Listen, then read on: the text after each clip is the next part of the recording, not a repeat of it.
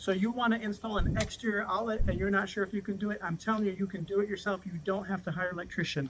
These Tamek series exterior outlets by Hubble are excellent. This all-inclusive kit comes with the heavy-duty cover, the GFCI safety outlet, ground fault circuit interrupter safety outlet. Now, when you're installing an exterior outlet, you might want to think about where to place it and also access for your wire on the inside. The code doesn't care if you put it down low, up high. You can do holiday lights. You can do electric lawnmower charging, whatever you want, put it anywhere you want. Okay, before drilling a hole in the side of your house, of course, you want to measure and plan where you're going to come out or in. Here, this is a conduit to an underground sprinkler system, so I was able to measure over and see where I want to be here. The siding, you'll see in a moment, keep watching the video, we're going to install it horizontally just under this piece of siding so we don't have to cut a huge hole into this garage.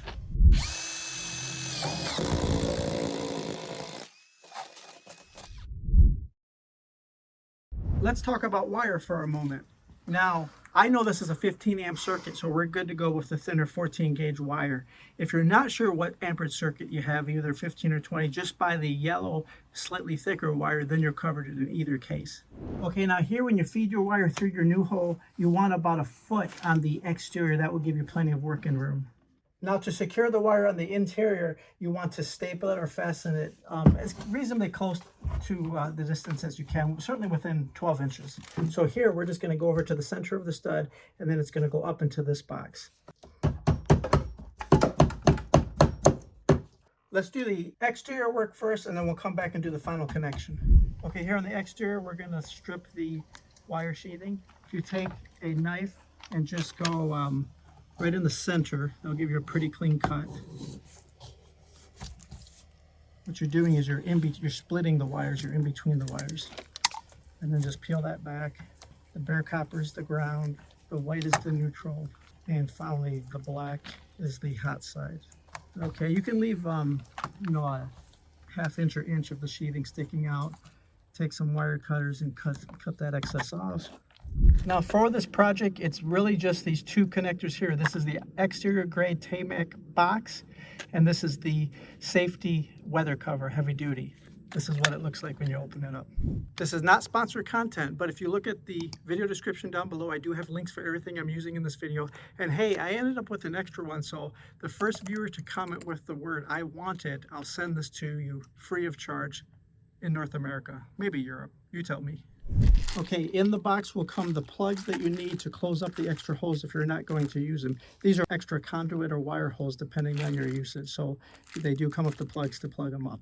Now in the back of the box you do need some kind of wire strain reliever, some clamp to secure it. You can use a clamp on metal type. Here we're just going to use the clip-in easy plastic type.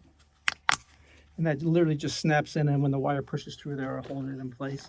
Now with the exterior grade box, you can go in any orientation, vertical or horizontal. Here we're going to go horizontal because it's going to be a better look with the siding, and it's going to enable us not to worry so much about weather stripping. Typically you would want to put a little bit of caulk or sealant back there.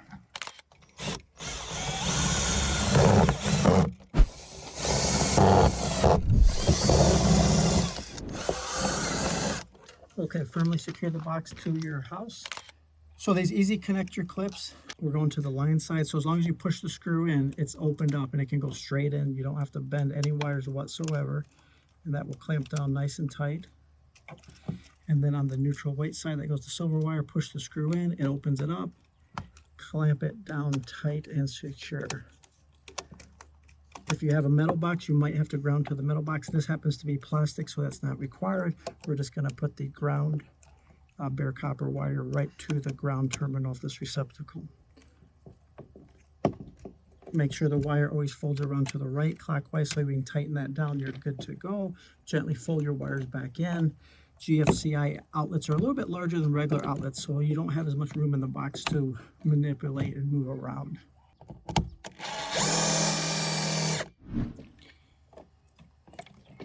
So there's your nice finished look. You can't have any exposed wires or metal connections. You come back and do the final cover plate. Don't forget those plugs that came off your outside box kit, because you want to close up these holes if you're not going to use them. This weather-tight hood protective cover is movable. You can change the hinge position so it opens either direction. That's up to you.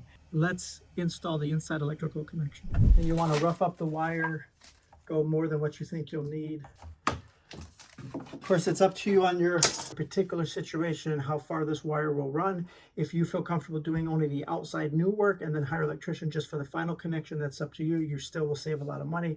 Here we lucked out when we planned it, so we're going to be real close to an electrical source. So we want to punch into the box. We're coming on the bottom side for this one. Feed your Romex wire in. So you want to staple within 12 inches of every box, so we're good there. You want 3 inches in front, 6 inches from the back. Utility knife. Expose all your wires. Cut back all the insulations. If you forget, it does have a strip gauge in the back of your outlet. This is the 14 gauge wiring, just line it up. I will have my favorite wire strippers in the video description. Okay, believe it or not, this outlet is still live. I don't advise you working in live circuits, but sometimes it does happen.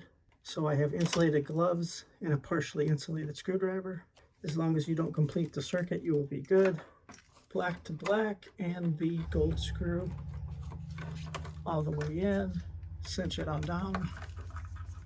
Okay, let's do the neutral. And again, those are the white. Push the screw in. That means you're open on the inside. Okay, now your ground, you're not allowed to double tap on one screw. So what we're going to do is we're going to put a piggy tail on this ground wire. So we're going to temporarily remove the current. Going to cut. We're going to connect the existing ground wires with a third little jumper wire. That's called a piggy tail, and they'll jump to the ground. Okay, when you're piggy tailing wires, you do want them approximately the same length. I'll give you a tip on this in a minute. And then I like to pre-twist. You can use the electrical cap or nut to do that for you, but I like to pre-twist if you can, just because you get that visual look to it, that you know it's braided and they're super, super solid. Of course, grounds are safety. Now, after you pre-twist, you do need the ends to be the same length, so go ahead and give them a little snip. I love this tool. And then after that, you're good to go with your cap. And as you can see, you have full confidence that that wire was braided and connected very, very snugly. Okay, so that can fold into the box, and your final little piggy tail will connect to the ground.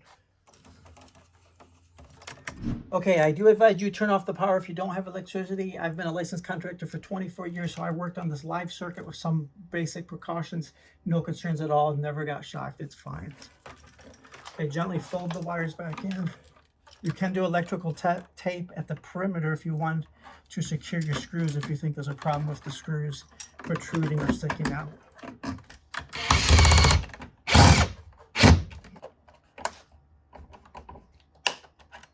Okay, let's check the outside if it's over.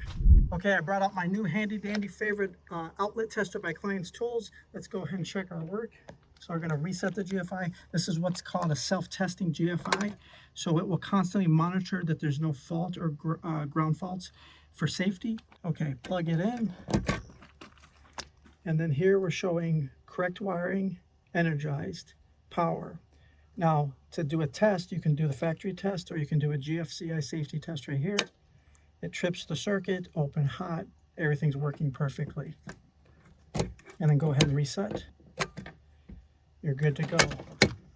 Hey guys, you did it yourself this week. I'm proud of you. You can put an exterior outlet anywhere you need to. Let me know if you have any questions in the comments down below. I knew you could do it. We'll see you next week.